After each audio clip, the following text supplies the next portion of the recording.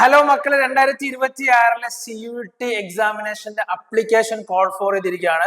സ്വാഭാവികമായിട്ടും +2 പഠിച്ചുകൊണ്ടിരിക്കുന്ന പിള്ളേർക്കൊക്കെ ഈ വർഷം എക്സാം അപ്ലൈ ചെയ്യണമെന്ന് ഭയങ്കരമായിട്ട് ആഗ്രഹമുണ്ട്. പക്ഷേ CUT പറ്റിയിട്ട് ബേസിക് ആയിട്ടുള്ള കുറച്ച് കാര്യങ്ങൾ നമുക്ക് അറിയാതെ ഒരിക്കലും ഈ ഒരു എക്സാം അപ്ലൈ ചെയ്യാൻ കഴിയില്ല. അപ്പൊ CUT പറ്റിയിട്ടുള്ള എക്സാമിനേഷൻ സ്കീമിനെ കുറിച്ച് മാത്രം പ്രതിപാദിക്കുന്ന ചെറിയൊരു വീഡിയോ ആണിത്. സോ നേരിട്ട് നമുക്ക് കാര്യങ്ങളിലേക്ക് പോവാം. ഒന്നാമതായിട്ട് പറയാനുള്ളത് CUT 2026 മോഡ് ഓഫ് എക്സാമിനേഷൻ എന്ന് പറഞ്ഞു കഴിഞ്ഞാൽ അത് കമ്പ്യൂട്ടർ ബേസ്ഡ് ടെസ്റ്റ് ആണ്. ഓക്കെ, കമ്പ്യൂട്ടറിലായിരിക്കും നമ്മൾ എക്സാം എഴുതേണ്ടി വരിക. മാത്രമല്ല ഇതിന്റെ medium of the question paper, അതായത് CUT നമുക്ക് 13 ഭാഷകളിലെ എക്സാമിനേഷൻ ക്വസ്റ്റ്യൻ പേപ്പർ അവൈലബിൾ ആണ്. ഓക്കെ, കേവലം ഇംഗ്ലീഷ് മാത്രമല്ല ഉണ്ടാവുക. ഇംഗ്ലീഷിന് പുറമെ നമുക്ക് വേണമെങ്കിൽ മലയാളം എടുക്കാം, അല്ലെങ്കിൽ ഹിന്ദി, അതല്ലാത്ത മറ്റുള്ള 13ഓളം ഭാഷകൾ നമുക്ക് സെലക്ട് ചെയ്യാവുന്നതാണ്.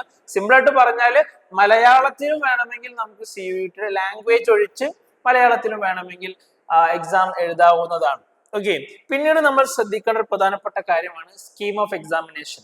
ഓക്കെ, ഇവിടെ ഞാനൊരു ടേബിൾ ക്രിയേറ്റ് ചെയ്തിരിക്കുകയാണ്. അതിന്റെ ചെറിയ പാരാമീറ്റേഴ്സ് ഉണ്ട്. ഒന്ന്, CUTയുടെ മൊത്തം സബ്ജക്ട്സ് എന്ന് പറയുന്നത് 37 സബ്ജക്റ്റ് ആണ്. ഇത് കണ്ട് നമ്മൾ ഞെട്ടേണ്ട ആവശ്യമൊന്നുമില്ല.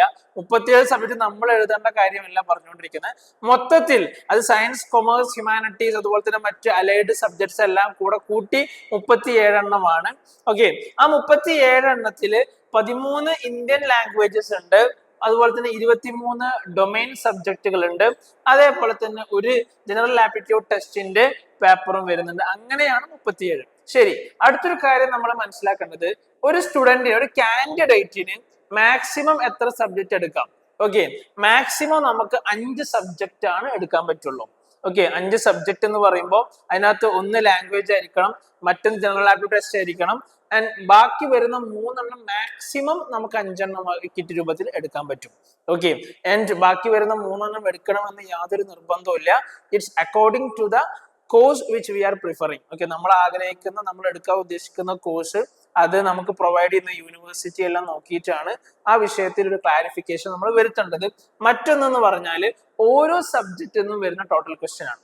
മൊത്തം എക്സാമിന്റെ ക്വസ്റ്റ്യൻ അല്ല ഇവിടെ പറഞ്ഞിട്ടുള്ളത്. ഓരോ സബ്ജക്റ്റിൽ നിന്നും വരുന്ന ടോട്ടൽ ക്വസ്റ്റ്യൻ എന്ന് പറഞ്ഞാൽ 50 ക്വസ്റ്റ്യൻ ആണ്. ഓക്കെ, മറ്റൊന്ന് എക്സാമിനേഷൻ ഡ്യൂറേഷൻ ആണ്. ഡ്യൂറേഷൻ ഓരോ സബ്ജക്റ്റിനും 60 മിനിറ്റ്, അതായത് 1 മണിക്കൂറാണ് ഉണ്ടാവുക.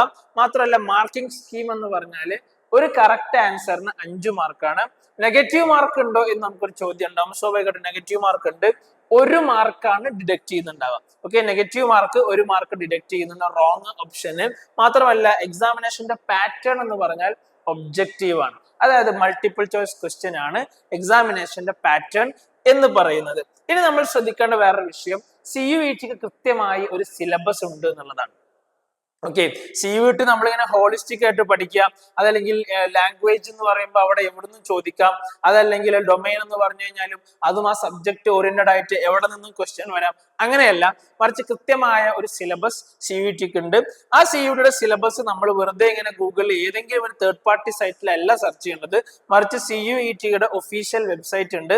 അതിന്റെ URL ആണ് ഇവിടെ കൊടുത്തിട്ടുള്ളത്, CUT.nica.nic.in/CUET 2026 സിലബസ് എന്ന് നമ്മൾ സെർച്ച് ചെയ്ത് കഴിഞ്ഞാൽ ഒന്നും വേണ്ട, CUTയുടെ ഒഫീഷ്യൽ സൈറ്റിൽ നമ്മളങ്ങ് കയറി കഴിഞ്ഞാൽ തന്നെ നമുക്ക് കിട്ടും. പക്ഷെ മറ്റുള്ള അൺഒഫീഷ്യൽ ആയ സൈറ്റുകളിൽ നമ്മൾ നോക്കരുത്. കാരണം എന്താണെന്ന് വെച്ച് കഴിഞ്ഞാൽ 2025 ഡിസംബർ ലാസ്റ്റിൽ CUETയുടെ സിലബസിൽ ചെറിയൊരു അപ്ഡേഷൻ ഉണ്ടായിട്ടുണ്ട്. അപ്പൊ അതുകൊണ്ട് ഏറ്റവും ലേറ്റസ്റ്റ് ആയ സിലബസ് തന്നെ നമ്മൾ ഫോളോ ചെയ്തിട്ടാണ് എക്സാമിനേഷന് ഒരുങ്ങാൻ പാടുള്ളൂ. പിന്നെ ശ്രദ്ധിക്കേണ്ട അവസാനത്തെ ഒരു കാര്യം എന്ന് പറയുന്നത് CUTയുടെ അപ്ലിക്കേഷൻ ഫീസാണ്.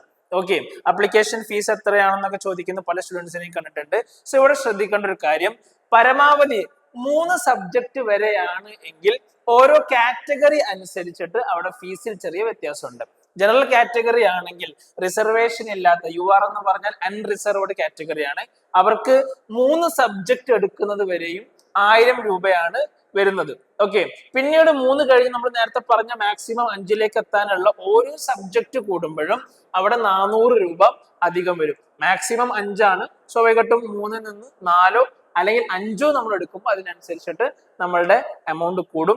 ഇനി 3-ന് പകരം നമ്മൾ 2-ഓ 1-ഓ എടുത്താൽ പോലും 1000 രൂപ ബേസിക് ആണ്, അതിൽ മാറ്റം ഉണ്ടാവില്ല. ഇതേ സംഗതിയാണ് മറ്റുള്ള കാറ്റഗറിക്കും അതിനനുസരിച്ച് അപ്ലിക്കബിൾ ആണ്. OBC, NCL അതുപോലെ EWS കാറ്റഗറിക്കാണെങ്കിൽ 900 ആണ് 3 സബ്ജക്ട് വരെ. പിന്നീട് ഓരോ സബ്ജക്ട് അധികരിക്കും തോറും 375 ആണ് നമ്മൾ കൊടുക്കേണ്ടത്. SC ST PWD PWE BD അതുപോലെ തേർഡ് ജെൻഡർ കാറ്റഗറിക്കാണെങ്കിൽ 800ഉം അതുപോലെ തന്നെ ഓരോ അഡീഷണൽ സബ്ജക്ട് 350 മാത്രമാണ്.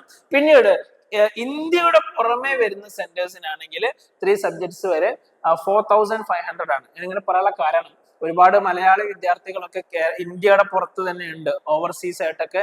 നമുക്ക് ഈവൻ അമേരിക്കയിലടക്കം ഇതിന് എക്സാം സെന്റർ ഉണ്ട്. അതുപോലെ തന്നെ GCC കൺട്രീസിലുണ്ട്, ഇപ്പൊ സൗദി അറേബ്യയില്, കുവൈത്തില്, അതുപോലെ തന്നെ ഒമാനില്, അതുപോലെ UAE-യിലൊക്കെ നമുക്ക് എക്സാം സെന്റേഴ്സ് ഉണ്ട്. അപ്പൊ അവിടെ ആവുമ്പോൾ ഇന്ത്യൻ റുപ്പി 4500 ആണ്.